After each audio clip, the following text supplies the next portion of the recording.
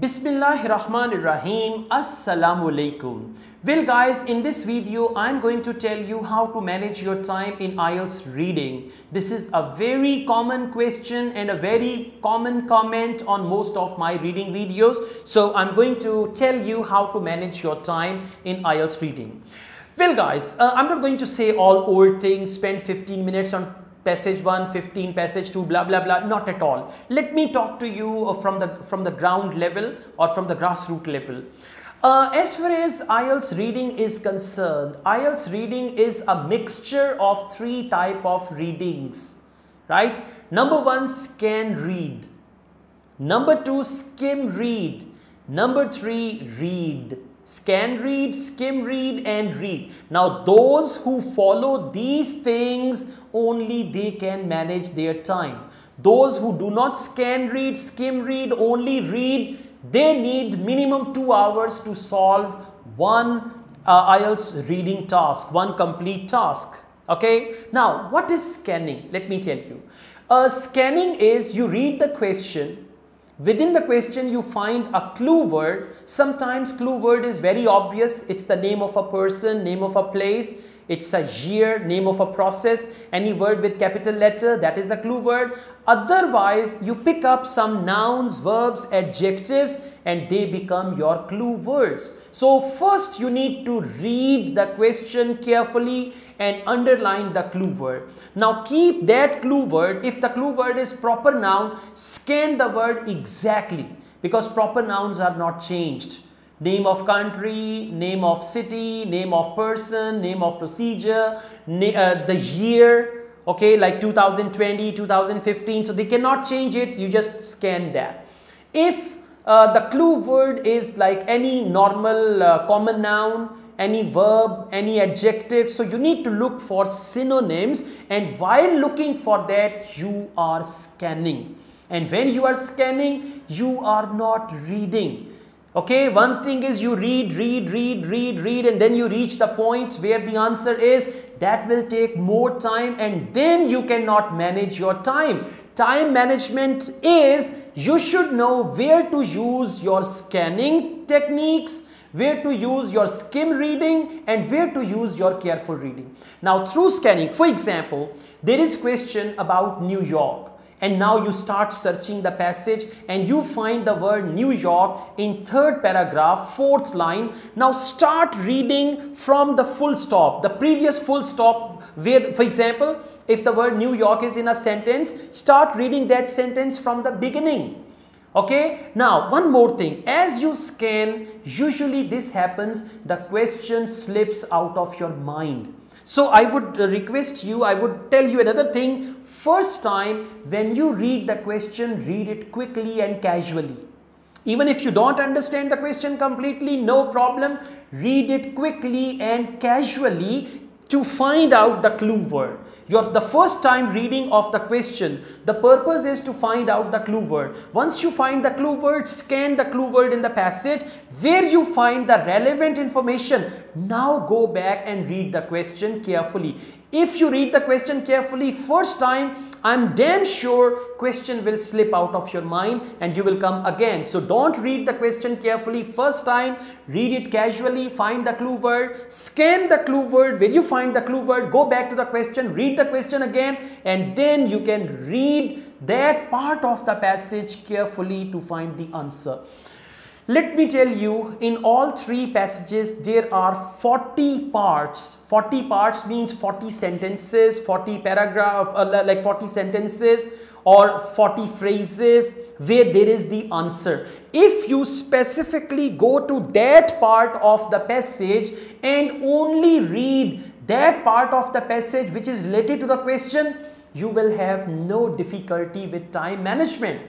Now, before we proceed, I would like to tell you what are the time wasters in Ielts.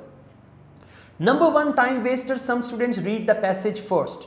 They want to read, I understand the passage. Passage is full of information. You cannot retain all that information. So, point number 1, do not read the passage first. Number 2, what do the students do? In order to scan, they are scanning line by line. Okay, when you scan, don't scan line by line. You need to scan in wave format. Now, what is the wave format? For example, this is the passage. So, you should scan like this in the wave format because you are looking for a word. So, make a wave across the passage, across the paragraph actually, where there is the answer. You can make a wave. I'm looking for the word New York. I'm looking for the word Pascal. So, just go on and all that. So, once you find the word, stop there. If you scan, read the question casually, scan, where you find the relevant answer, read the question carefully, match the question with the answer and then write the answer. And after writing the answer, you have to do one quick thing, that is read the question again with the answer. Let me tell you, wrong answer will never fit in the blank. If you write a wrong answer, it will not give any sense, it will not be logical, it will not be ethical, it will not make any sense if you put a wrong word in the blank. So after putting the word, it's a good idea to read it quickly that yes, this word makes sense over here. If it doesn't make sense, you need to look for another answer. It means then your answer is not right. Okay. The second thing is, in order to manage your time, for each type of questions, you should know where the answers may be. This video is getting longer, but I want to give you in-depth knowledge of this time management thing. So you should know where actually is, like I was telling you, you should know where the answer is. Okay, the idea slipped out of my mind. Anyways, let's just come back. Yes, you should know, I mean, if it is the question type, short answer questions. So in short answer questions, questions 1 to 5. Now let me tell you guys, questions 1 to 5 in passage 1, mostly the answers are in the first paragraph. First or first 2 paragraphs. Okay, I again tell you, reading passage 1, questions 1 to 5, most of the time the answers are in first 1 or 2 paragraphs. So you can always start from there. Number 1. Number 2, you should know the type of question where I need to read the questions first, where I need to read the passage first. For example, true, false, not given. Every completion type of question, you will read the questions first. Yes, no, not given, questions first. Okay, then which paragraph contains the following information, question first. List of headings, read the headings first and then read the paragraphs, skim read the paragraphs one by one. So this is how you can manage it. Another thing, you should know where the questions and the answers are in the same order. Usually, because they have made IELTS reading more and more complicated.